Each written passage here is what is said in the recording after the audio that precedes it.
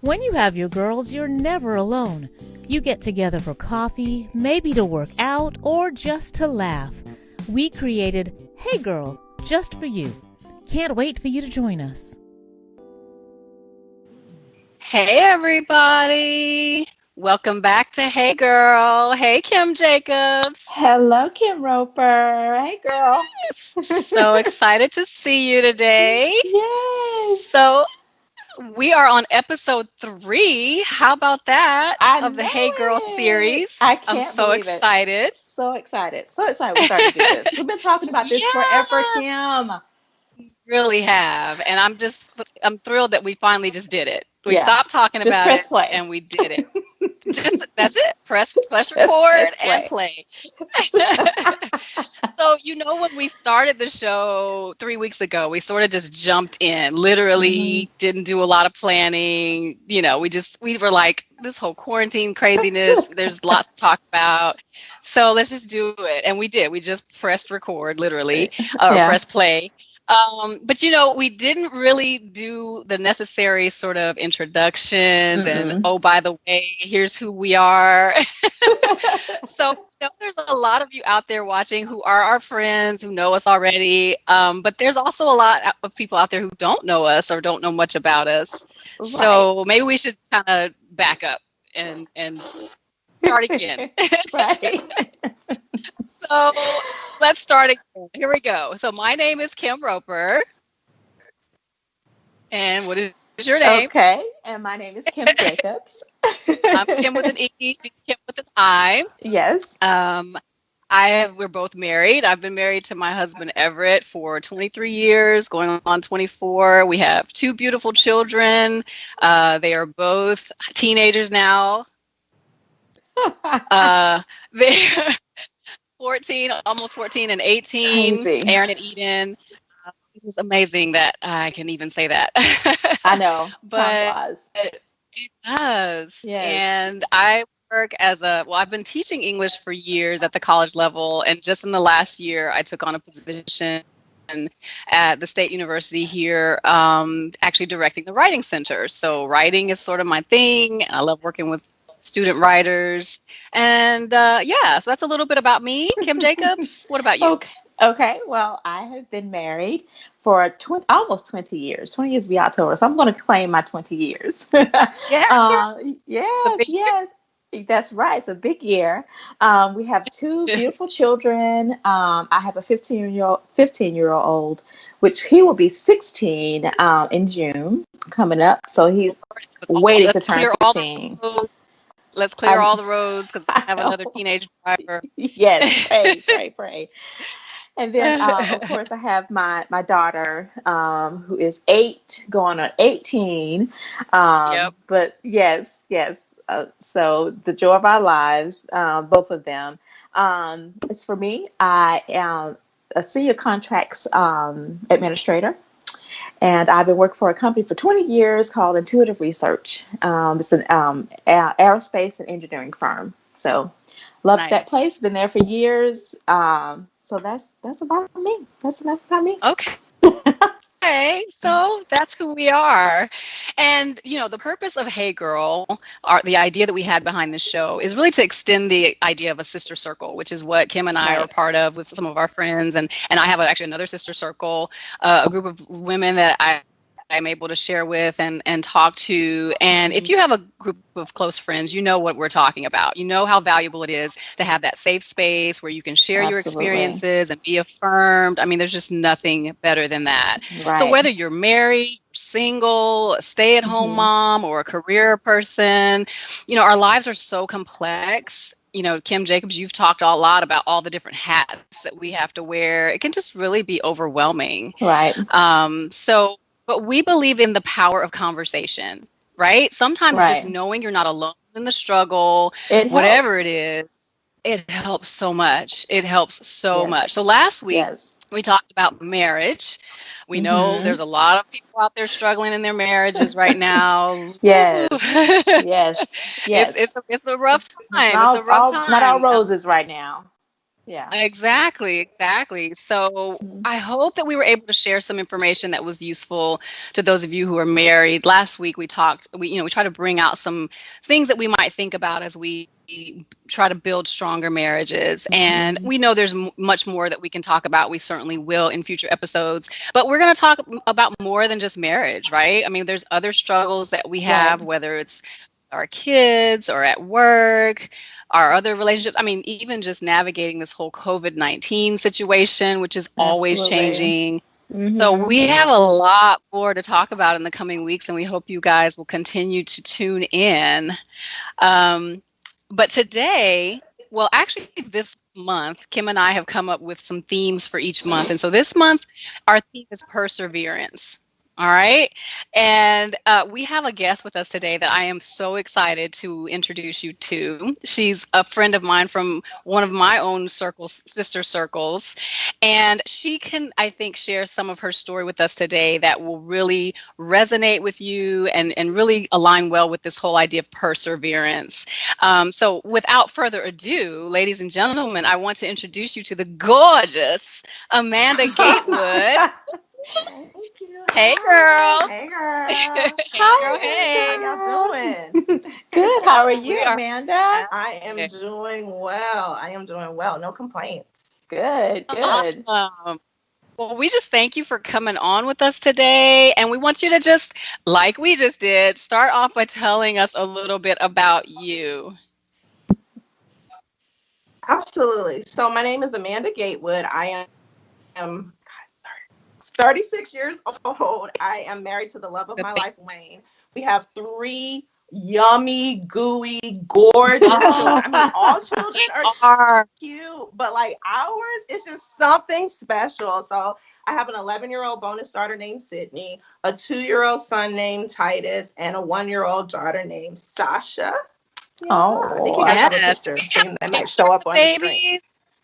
So Yes. you Let the guys can babies be see seen. I'm not making it up. They are certainly going to be These yummy. babies are yummy. Thank you. We'll get that So I'm a picture college up. oh, yeah. We have to professor. get. I teach. Oh, go ahead. Yeah. So I'm a No, college go professor. I ahead. teach in the area of political science, Mhm. but I also have a blog which is called Amusing Mandy. So you can check it out at amandagatewood.com. And then I recently started a podcast with the same name. And basically, what my podcast and blog are about is just my everyday life and chaos and how God reveals his character through the mundane, boring, everyday life of being a mother. So, yeah. Wow. Yes. We can hear. We can Not hear that. boring or mundane. No. No. And Amanda, we actually just kind of met yesterday, really. And no, you are not. That is not you. I mean, you were just bubbly. It's like I've known you. I was Oh, telling Kim. I thank said, it's like you. I've known her. We just connected. Like, she has that bubbly Thank Yep. you. personality. Yes, Thank you. yes. So like everyone else, we want to hear your story. So I'm going to Okay. start out by saying, what has been your biggest challenge during this whole pandemic?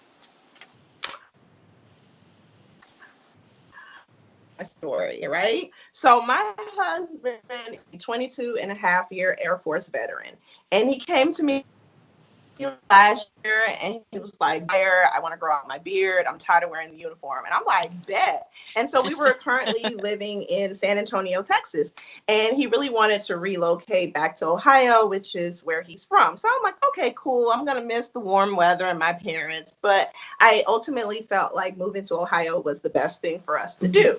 So March the 6th was his last day before he went on terminal leave. So he flies up to Ohio March 10th to start looking for houses and like jobs and all of those things. And then like the whole coronavirus just, we had been watching it in the news, but it seems so different.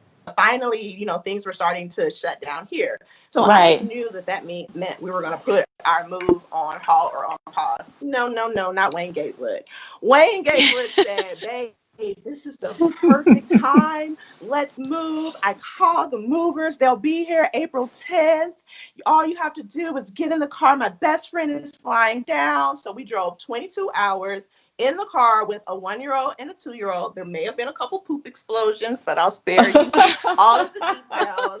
And so we arrived to Ohio. Now, are we arriving to our dream home? Are we arriving just to any home? No, we are currently living with really close friends who have a beautiful home. It's on 5 acres. They have a pool, a hot tub. So I'm not slumming it by any means. But Right. I have a 1 and a 2-year-old, and I'm quarantining in someone else's home, and there's 3 dogs. Right.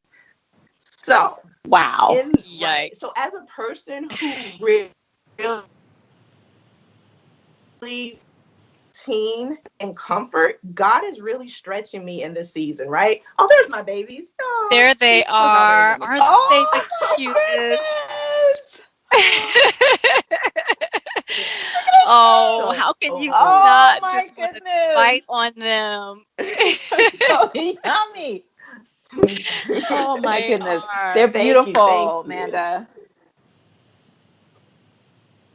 Thank you. Yeah, being quarantined with a 1 and 2-year-old already is a lot, but it's especially a lot when you're in someone else's space. You want to be mindful because everyone says they love children, but do they love a 1 and a 2-year-old screaming at 7 a.m.? So that has been a challenge, and just not knowing what the next few weeks or next few months are going to look like. So, yeah. So, okay, so there's a lot there, right? You kind of gave us the flyby overview. But let's first just talk about look at you. You're like, I'm fine, everything's good. What do you think has helped you the most through the challenges? Because it hasn't always been lovely and good, right? I mean, like I said, there's probably a lot of pieces of this story that you're leaving out for our sake. But what do you think has helped you to kind of manage it? Yeah. Honestly, people ask me that all the time. Like, I have girlfriends. They're like, girl, how are you doing it? And I tell them, and I really am not trying to sound preachy or like cliche, but honestly, it's my faith in God. Because without the Holy Spirit, without God dispensing grace to me each day, I wouldn't make it. Seriously, because I am already a pretty anxious person, and being insecure, uncomfortable, not knowing, I try to avoid that at all costs. And it's like right now with COVID, I sound really educated when I say COVID-19, and not knowing, where we're going to live, what particular, I'm fortunate that my job is keeping me on, but still not knowing if that's really what I want to do, or do I want to do something else. So just not knowing. So I believe that one of the lessons God is teaching me in this season is that true security is Him, right? Don't look for the job. Don't look for the home. Don't look for the, normal routine day-to-day things. That I need to cling to Him and to understand that He really is the source of my security. So one is my faith in God. Secondly, it's my sister circle. Being honest with you. I mean, Kim knows, there have been some videos, where I hope to God no one ever sees them. But, I come on there and, I'm just really transparent, and I talk, and I say, all the things that I'm feeling. Then I'll go to my husband. But I'm also realizing, and this is a perfect season for me to really realize that my husband is human. And he has his own issues and his own things that he's dealing with. So I have to use some restraint in how much I even disclose with him, because 1, he's human, and 2, he's not God.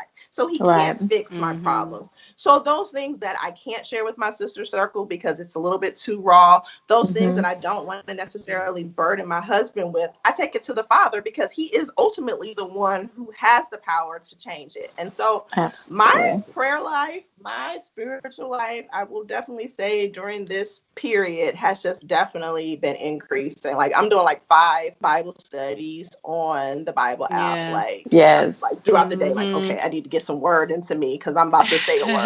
So I need to get some word. Yes. Get a word before you say a word. Right. And definitely during this time. Definitely during this time. I mean, I've truly increased my just, studying the Bible, studying His Word. And now we have the time, because before we were busy, working and doing all kinds of things. Well, now you have the time. I can't say, well, I have to get up so early because I had to get ready for work and I have to go. Now is the time Right. to do that. So definitely increasing Right. your faith is the time. And how was it though? Like I can imagine my husband coming to me and saying, "Okay, well, even though this thing is going on, it's time to pack up and move." So Yeah. Yeah. I think I was just How did like, "Wait, wait, you wait, what? respond How did you? in that I mean, how moment? did you respond to Yeah. that?"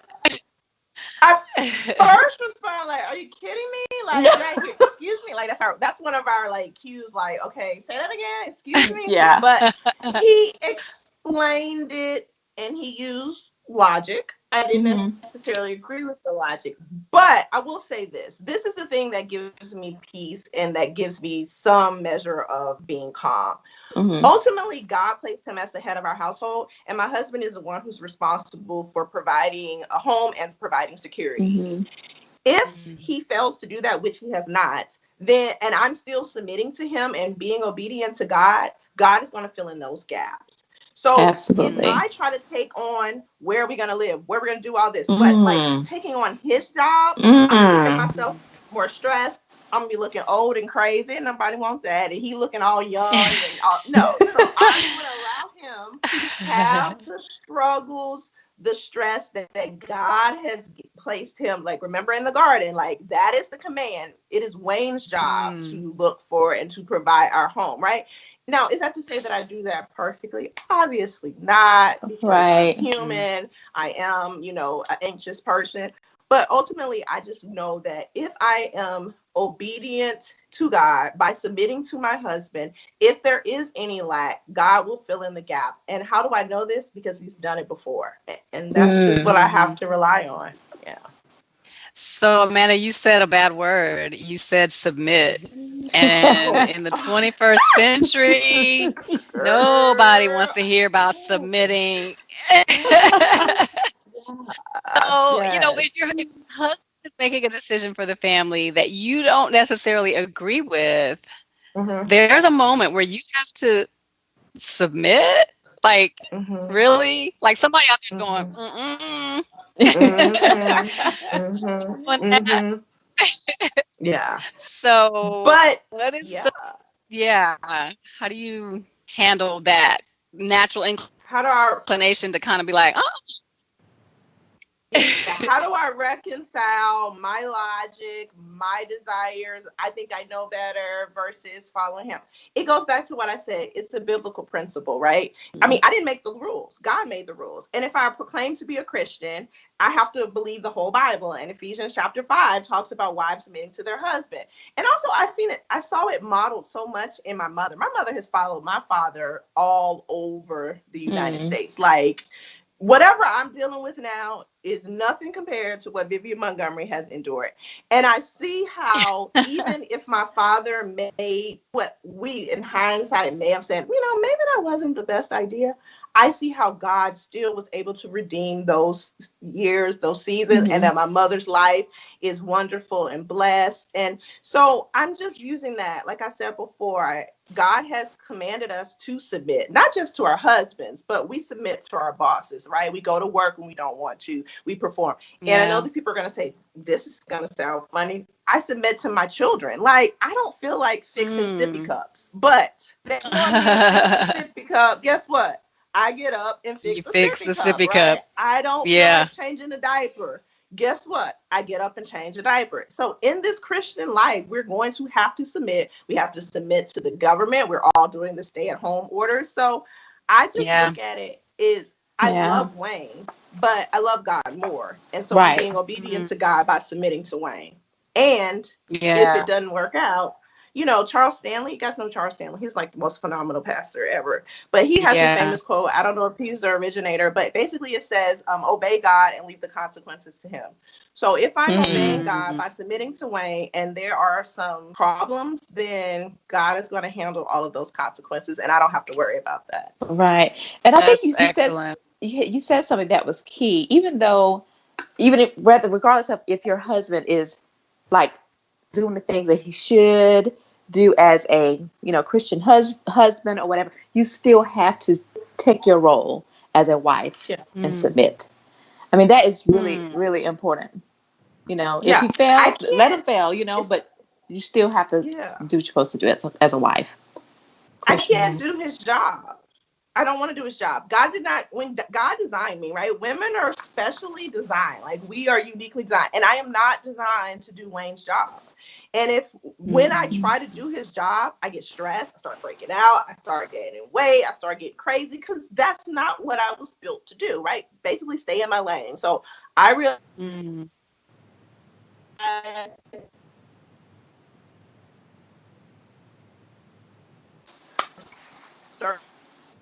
and God is, responsible. Right back up.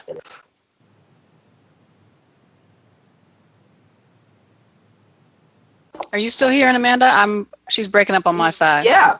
Oh yeah. Okay. Still pretty good. Okay. I think I think you were breaking up, Amanda, a little bit. Oh, my bad. But all I was saying was basically stay in my lane, let Wayne do the things that God commanded him to do, because ultimately he's going to have to stand before our Father and give an account of it. And God's not going to, did I do Wayne's job? He's going to ask me about the job that he entrusted me to do. That's interesting. I have a question about that comment, but we also have a question from one of our viewers. Katrina Tatum says, how do you know when it's time to submit versus time to express your opinion when it contradicts with your husband's desire? So she's really talking not even just about the act of submitting, but like what the words that you use when you don't really want to or don't necessarily agree with something he's doing. You just tell him. Right. Yeah, I was gonna say, our mouth can get us in trouble. So yeah, my husband, believe me, Wayne is very aware of how I feel, but ultimately he still makes the final decision. I mean, someone has to make the decision, right? I can express to him, I can come up with PowerPoints and bullet points, and I can hire dancers and singers, and that's great. And then he's going to take all of that information and he's going to make a decision. And there we go. Yeah. So do we then just go along to get along and suppress our emotions about it?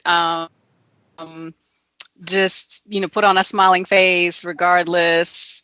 So, and I imagine that we're following him as long as he's not leading us to danger, right? So, let me give the disclaimers. Yeah, let's give the disclaimers.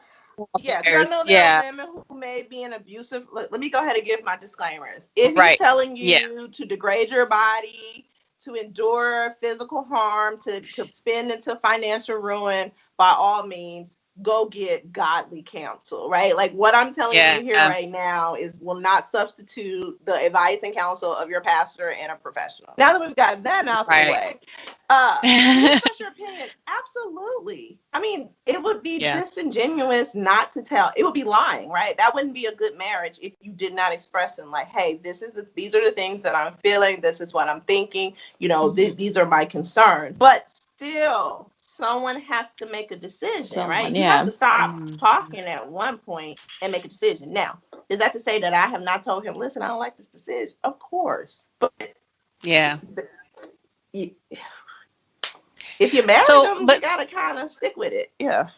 Yeah.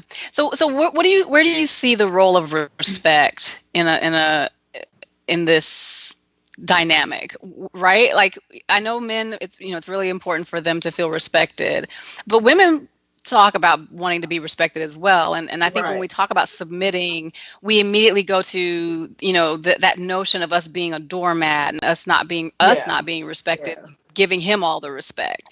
So how do you see that? Yeah, how do you balance it? Well, I mean, I think you should know. I mean, okay, I will say this. You should know who you're marrying, right? There are going to be situations, I hope, if you courted, or that sounds so old, courted, if you date where there are going to be situations where he's going to ask your opinion, or, so you kind of find out what your, communication styles are. Do you guys have a shared vision for the future? Obviously, all of those things. And I do agree, you can't plan for every situation. No one would have expected, the COVID-19 right after retirement from the military. Like, I wouldn't have expected that. Right. But obviously, your husband, I will say this with my husband, and I don't want to say this on video because like he might listen and then he might figure this out. But like 95% of what I want does, right? So if there's that 5% where he's just like, I'm holding firm on this, I mean, you have to compromise Yeah. somewhat, right? And I said, Right. give it a try, and just see. But I by no means am I saying that your opinion doesn't matter. By no means am I saying you're not supposed to express how you feel. But ultimately, you can tell him, but then you need to take it to the Father, right? You need to take it to a higher source, a higher power. Because I don't know about y'all men, but most men don't really like to be told what to do. And you're nagging and crying, doing PowerPoint. I mean, that may be effective for y'all, but that always works in my situation. So what really works is me getting on my knees and praying and talking to God. And that's what works. Mm-hmm. We Yeah. have another We have another question, question. from Amanda Chambers. And she said, what has helped you to Andrea. get, oh, Andrea, excuse me, Oh, Andrea that's my Chambers. best friend. Your best Okay. friend. Now Hi, she better watch Andrea. what she's asking. Oh, Andrea says, what has helped you to get to this point where you fully trust your husband? Past experience. Hmm. I mean, I will say this: we've been together about 5 years, and I've never had any major disappointments with him. Right? No, we're still like, if I remember Michelle Obama said this. I feel like you cannot have a Black girl interview if you don't reference Michelle Obama or Beyonce. Like, did it really exist? Okay. Well, anyway, Michelle Obama. If you don't know, she's the first lady, or first African American first lady. Well, anyway, she did an interview and she was talking about Barack. If y'all read her book, Becoming, Barack Obama, we love him and he's wonderful, but he put her through a lot. Can we He acknowledge did. that? Yeah. Oh, yes. But one of the things that Yes. she said, I don't know if it was on one of her book tours or it may have been something else before. She was like, with Barack, it's never a spirit or a continual feeling of disappointment, right? He may disappoint her and do something that she wished, but he always makes it right. So it's not a continual, So when I think about my husband, I can only speak for my husband. I don't feel this continual, constant disappointment, right? He's human. Right. He's a man, right? But when he disappoints me, those rare times, he always makes it right. And so that's what it is. So I genuinely love him. I genuinely like him. And I genuinely trust his judgment. I mean, I think when we marry people, we should really trust their judgment. Like, yeah. So. I hear you talking a lot about the pre-work that goes into the relationship. So there's an upcoming show where we're going to be talking to single ladies, and so I'm making notes, and I'm hoping some women out there are making notes. Like, you got to do some of the pre-work so that when you're in this thing, you can you can trust your man. You can follow him because he will indeed lead you the right way. Yeah. And I think what also may have helped show transparency, this is the second marriage for both me and my husband. So we kind of knew, like, okay, these are the things that I can't deal with. These are the things I can't deal with. So I think when we were dating, we were a little bit more strategic than I just want to fall in love and have the 500 square foot house and the picket fence. We were like, how do you spend your money? Or what do you spend in your house? Like, those are the practical questions we ask. Good questions. Let's write those down. We can share those in a later show. Ask what temperature you like in the home. Very important. Oh, yeah. Very important. Very, very important. So we're definitely talking from the context of Christian relationships, Christian, ideology. What do you say to people who aren't believers? How do you talk to them about persevering, when they're not into reading the Bible and things like that? Any thoughts? So what I will say is, I feel like this is about to be an altar call, but I am a pastor's daughter, so I have to open the doors of the church. Amen. If you do not have a personal relationship with Jesus Christ, I highly recommend, because I'm just telling you, when I look back over my life, I have been very blessed. I've been very privileged, but I have experienced a lot of setbacks, a lot of hardships. And I just cannot imagine not having that higher power to believe in, to give me hope, to lean on, to empower me to make it through. So I highly encourage you, if you want to know more about Jesus, I'm sure any one of us ladies would be glad to talk to you offline. But what I will say to you is that God has been real in my life. Like, there are times where the situation was just beyond impossible. And I'm like, okay, now, like, God, you're going to really have to work on this one. And he will always come through. It may not come through at the exact moment that I want to, obviously, or in the exact way, but he always does come through, and it always exceeds my expectations. So if you are not a person of faith, I highly recommend that you get to know this man named Jesus, because he is still saving lives. He is willing to take on your burdens. I love delegating work, and so when I learned that I could cast all my burdens on someone else and they will handle it, I was like, sign me up. So definitely, I highly encourage you to get to know him and just see your life transformed. Yes. Awesome. Well, with that, how do you know, Amanda, when to like keep pushing or to be still? You know, when do you know when to say, okay, I need to keep on harping on this because, I'm convicted of this situation or whatever? Or when do you know when to say, okay, I got to remain silent? So one of the first things I do is I listen to my body.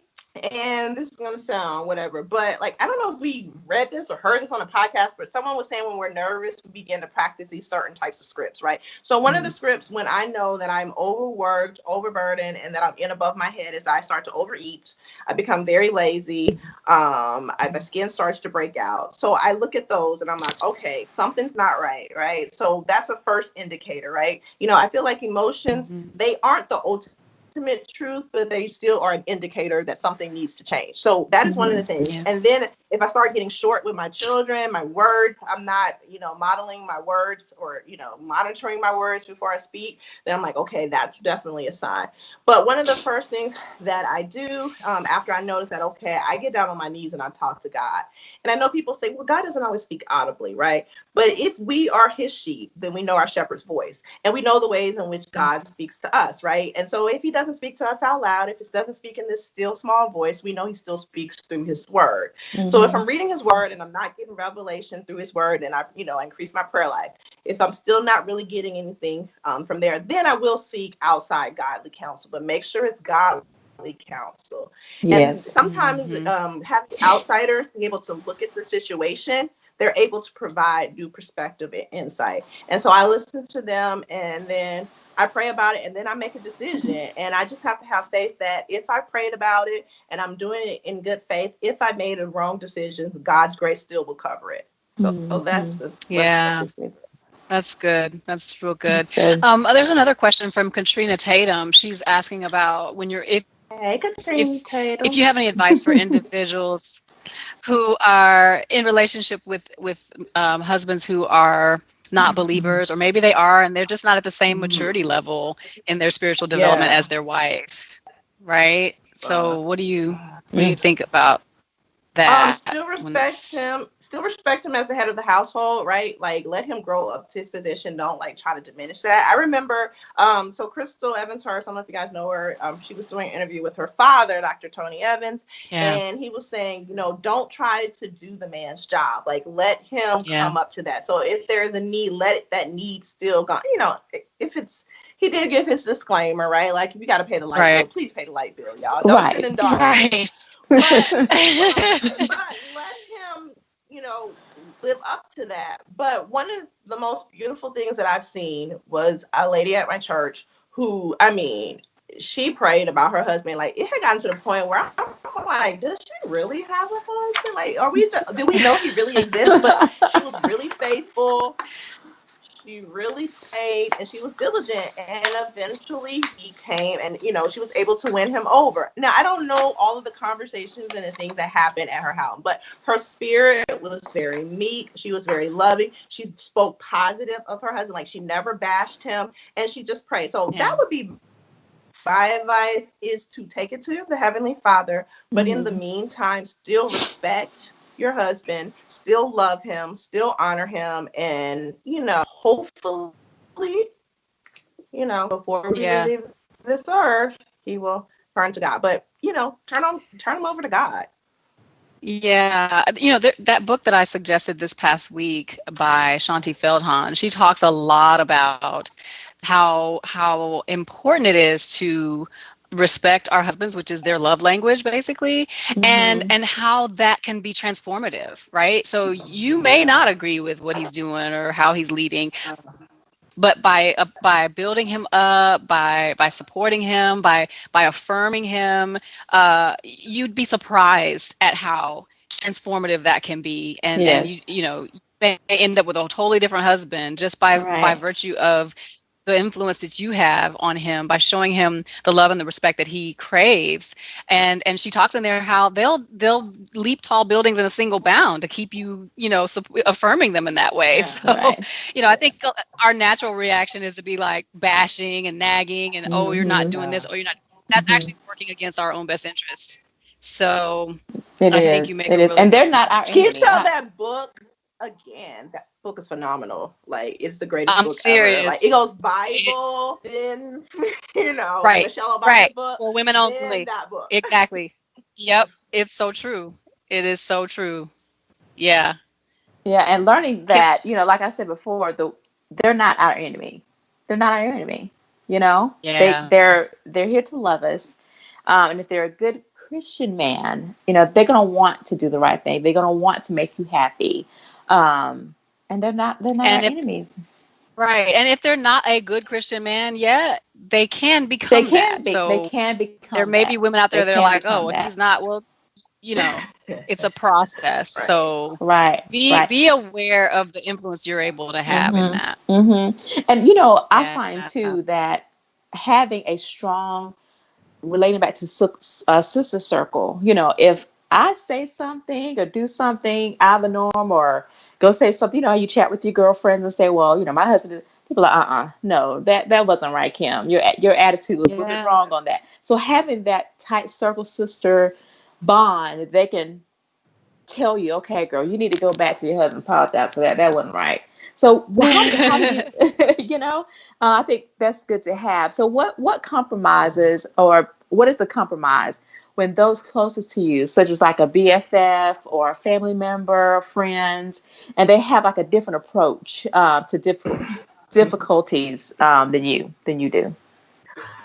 Yeah. So I'm gonna first start off with my husband one, right? And then I'll tell you about that. So my husband and I complement each other, which is just a fancy way of saying we're different. And so, like, how we deal with adversity. I love a pity party. Like, I will send out Evites, Facebook messages. I will buy flowers, do a barbecue for my pity party, right?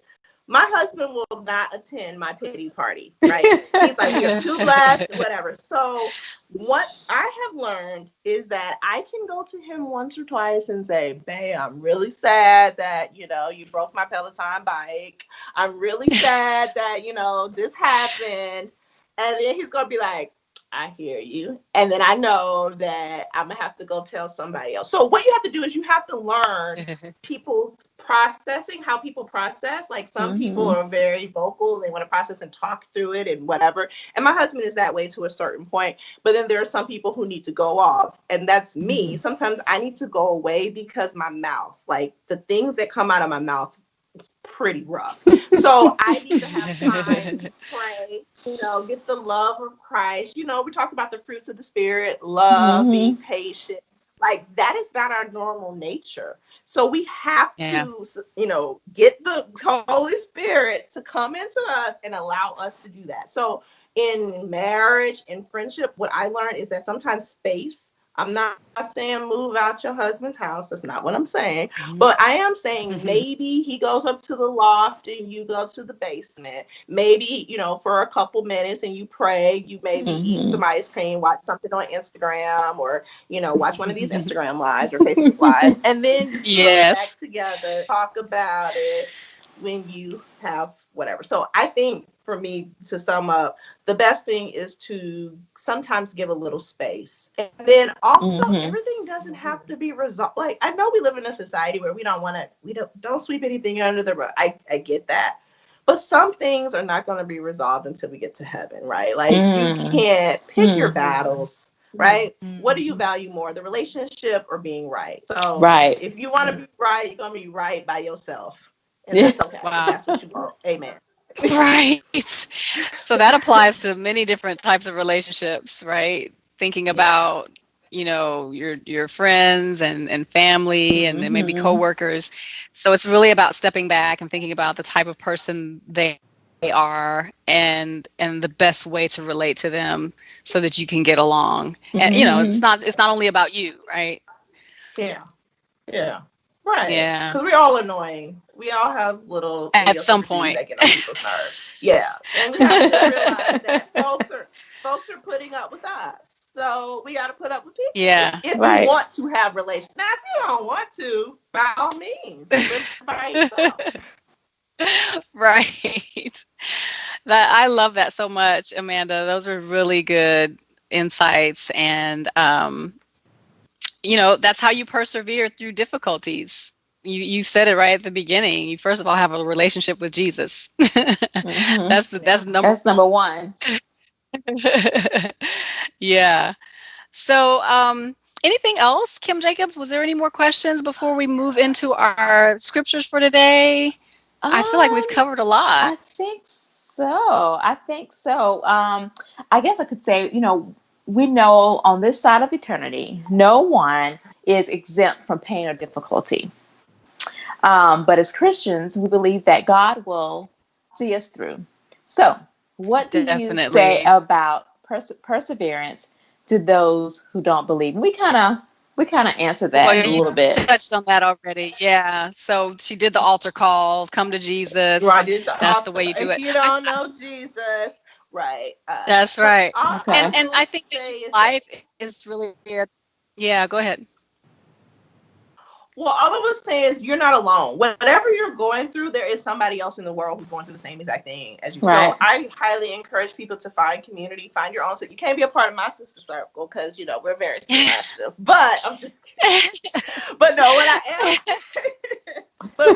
am saying is find that community because like Facebook, there's so many groups. I mean, there are Black breastfeeding moms who, use cloth diapers on Tuesdays. I mean, there's so many groups that you can find. Not on Tuesdays. Moms, Black girls there's sparkles, Black girls with locks, like whatever community you want, you can find that.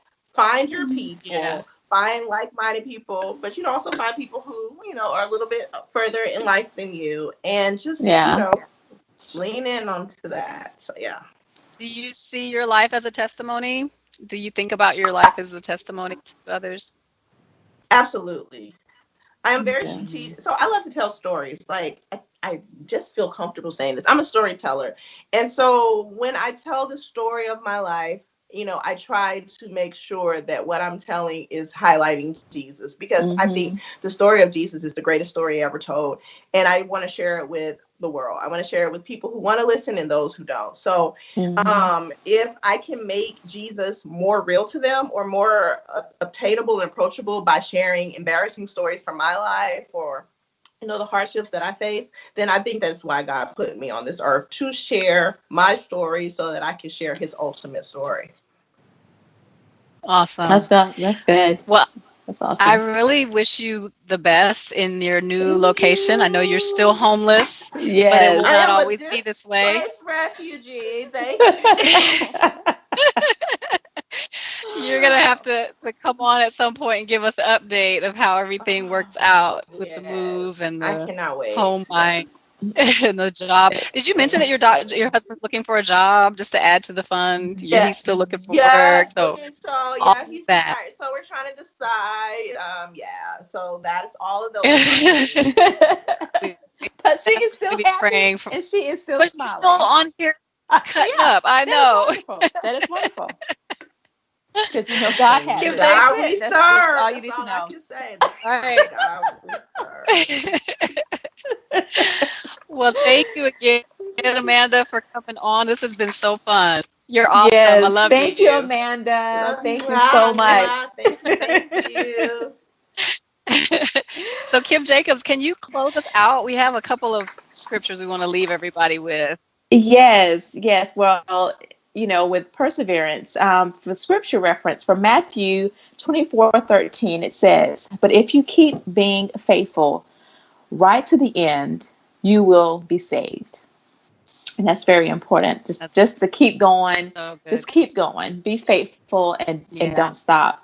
And also Philippians 4:6-7 says, "Do not be anxious about anything, but in every situation, by prayer and petition, with thanksgiving, present your request to God, and I'm sorry, and his peace And of, the oh my peace of goodness, God. Oh, and the yeah. I peace of think. God, yeah, and the peace of God, and the peace of God, which transcends Right. all understanding, will guard your hearts and your minds in Jesus Christ." And Amen. amen I for that. apologize for the typo. It was my fault. No, that's okay. Yes, that is a word, to not be That's a anxious word. because God is with us and He is listening for our requests. And as Amanda has shared today, if we keep Him in our lives, we can persevere through anything. That's Yes, good and stuff. God gives you peace. He definitely gives you peace. Yes, If indeed. you allow him to. Well, we've come down to the end of show number 3. Thank Yes. you so much for joining us today. Be sure to tune in again next week. Next week, we have a great show for you as well. We'll be joined by Dr. Elaine Vanterpool, who will be talking to us about how to make a safe transition back to life after quarantine. So you definitely don't want to miss that. We are in a very precarious time now that everything is opening up. We were driving around a little bit today and it's like, oh, everything's back to normal? Really? So we're It's going to talk allowed. about that next week. Maybe how we should do that and still stay safe. But in the meantime, we hope everyone has a great week. And remember that no matter what you're going through, we're here for you. We're your girls. I'm Kim with an E. And I'm Kim And with an I. And we're here to let you know that you are not alone.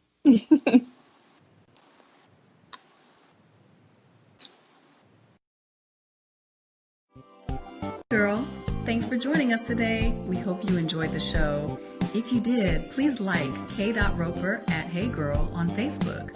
Also, follow Kim Jacobs and Kim Roper on Instagram and Facebook as well. That's Kim with an I and Kim with an E. We have all kinds of Hey Girl stuff happening during the week, and we don't want you to miss a thing. Be sure to tune in next week, and don't forget to bring a friend.